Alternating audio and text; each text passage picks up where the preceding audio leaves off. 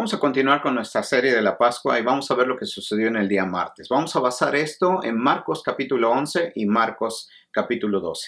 En la vida de Jesús nada fue fácil, desde su nacimiento hasta su muerte. Como bebé con sus padres huyeron a Egipto para cuidarlo y protegerlo porque estaba amenazada su vida. Enemigos lo atacaban constantemente. Sus mismos discípulos no lo comprendían. Su misma familia no entendía lo que él estaba haciendo en esta tierra. Por lo tanto, podemos ver que dos grupos importantes en Jerusalén, los saduceos y los fariseos, se confabularon para poderlo atacar y le formularon a él preguntas con respecto a la autoridad, con respecto a lo político, pero también se metieron en el terreno de la escatología. Los sacerdotes y algunos escribas se juntan y le preguntan, ¿con qué autoridad haces estas cosas? Vamos a hacer un paréntesis y vamos a hablar estas cosas. ¿Cuáles cosas? Jesús sanaba a la gente, alimentaba a la gente, estaba con ellos en el momento más difícil, caminaba con ellos, les enseñaba constantemente la palabra de Dios. ¿Acaso no son las cosas que en la actualidad nosotros también como cristianos deberíamos de estar haciendo? La pregunta no estaba formulada tanto con respecto a cuestionar esas cosas, sino la pregunta estaba cuestionada para destruir la ideología con la cual se veía amenazada la estabilidad que estos escribas, que estos fariseos y estos saduceos tenían de los privilegios que ellos gozaban. Y él les contesta con otra pregunta, como un buen pedagogo en ese entonces, y les dice, ¿con qué autoridad Juan bautizó? ¿Con la autoridad de Dios o con la autoridad de los hombres? Este tipo de preguntas y cuestionamientos son válidos en el área educativa, en el área política, en el área de la economía. Todo esto es válido y es más, es necesario. Ellos contestan y dicen, no sabemos. Contestan y sale a luz su ignorancia, pero su ignorancia basada en que ellos sabían que si contestaban que sí, se echaban... Jesús les hubiera cuestionado y les hubiera dicho, entonces, ¿por qué no lo obedecieron? O si decían que era la autoridad de los hombres, se podían echar de enemigos al pueblo y perdían los privilegios que ellos tenían. Ellos contestan de esta manera porque estaban amarrados a un pasado que no les permitía ver la mano de Dios en el presente. Vivir mirando el pasado es una manera cómoda de ignorar el presente. Hoy Dios está hablando a tu vida. No dejes que tu pasado no te deje escuchar las cosas que Dios habla hoy a ti. La segunda pregunta tiene que ver en el área de lo político. Ellos preguntan, ¿es lícito dar tributo al César o no? Los extremos se juntan, los saduceos y los fariseos, unos conservadores, otros liberales. El mundo de ellos giraba alrededor del templo, del otro giraba alrededor de las sinagogas. Se juntan ambos grupos, como la política en muchos de nuestros países. La izquierda y la derecha se juntan para destruir al justo medio. Y en este caso los fariseos y los herodianos se juntan. Y antes de esa pregunta, quiero resaltar algo. Ellos dicen, sabemos que dices la verdad. En otras versiones, sabemos que eres un hombre de integridad. Pero es interesante cómo ellos sabían que Jesús decía la verdad, pero no le creían a él. Lo que importa no es lo que decimos a Cristo al encontrarnos con Él, sino lo que nosotros decimos cuando nos apartamos de Él. Por ejemplo, no importa lo que nosotros vayamos y digamos en la iglesia el día domingo, si lo que hacemos de lunes a sábado es completamente diferente a lo que deberíamos de estar haciendo. Es por eso que en Lucas capítulo 6, algunos de sus discípulos se acercan a Jesús y le dicen, Señor, Señor. Y él responde, voltea con ellos y les dice, ¿por qué me dices Señor y no haces lo que te digo? El Señor conocía la hipocresía de la pregunta y ahora él les pregunta y les dice, ¿por qué me hacen trampa? Ellos sabían que si Jesús contestaba, ¿es lícito pagar al César? Obviamente que lo iban a desacreditar con el pueblo y se iba a echar encima al pueblo. Si Jesús contestaba, no es lícito pagar, entonces los herodianos iban a ir con Roma y lo iban a acusar.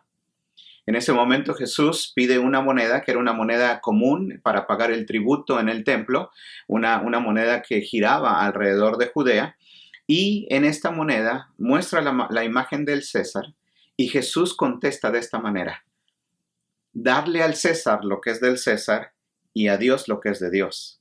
Nosotros probablemente no podamos ver esto, pero era una respuesta arriesgada, porque el César era conocido de alguna manera como un dios, le daban esos atributos o ellos mismos se daban esos atributos.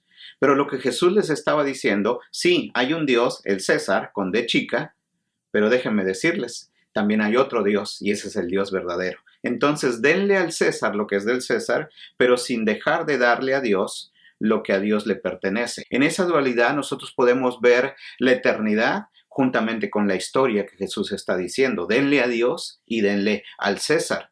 Tenemos las dos caras. Fuimos hechos del polvo de la tierra, pero Dios imprimió su imagen en nosotros y sopló aliento de vida. Vivimos en un mundo en el cual nos ha consumido el entretenimiento, nos ha consumido el dinero. Y hay veces no nos permite ver ese Dios. Estamos consumidos por el César sin nosotros ver a Dios y que tenemos una responsabilidad con Dios. Qué emocionante es ver hoy en día que podemos sobrevivir sin cine, podemos sobrevivir sin partidos de fútbol y que tenemos la oportunidad tan grande de que hoy podamos reflexionar y ver que hay un Dios y que ese Dios te ama. Y como hijos de Dios tenemos deberes para con Dios. Qué triste es ver que ninguno de estos dos grupos que sabían que decía la verdad, no creyeron en esa verdad. No llegaron a transformar eso en una admiración y amor. Unos hoy en día le temen a Dios por las cosas que puedan perder. Otros lo admiran por sus enseñanzas y por sus doctrinas.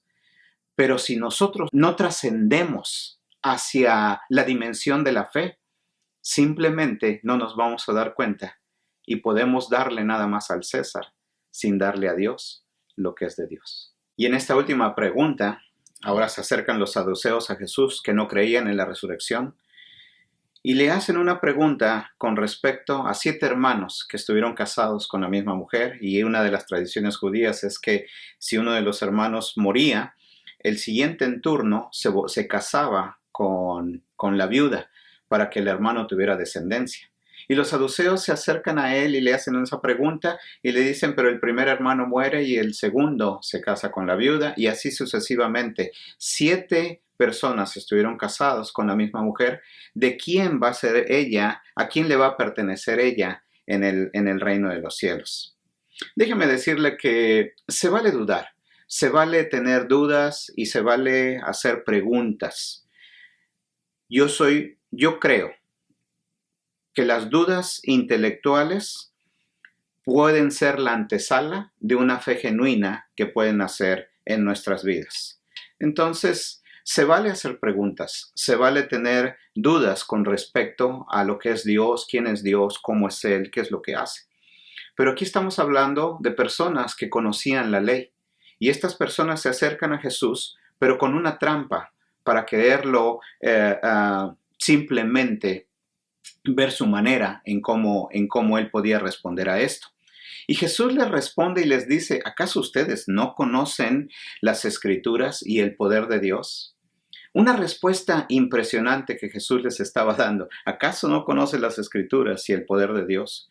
Cuando nosotros desconocemos estas dos realidades, las Escrituras y el poder de Dios, la vida se desenfoca. Pierdes la perspectiva completamente y tus valores cambian completamente. Eliminas por completo la dimensión del misterio de lo que es el reino de Dios. Ellos pensaban, los saduceos pensaban en un reino del más allá como una continuación del más acá. Lo que quiero decir es que querían reducir a Dios a las categorías sociales, categorías políticas, categorías que querían disminuir la deidad de Dios en el tiempo presente.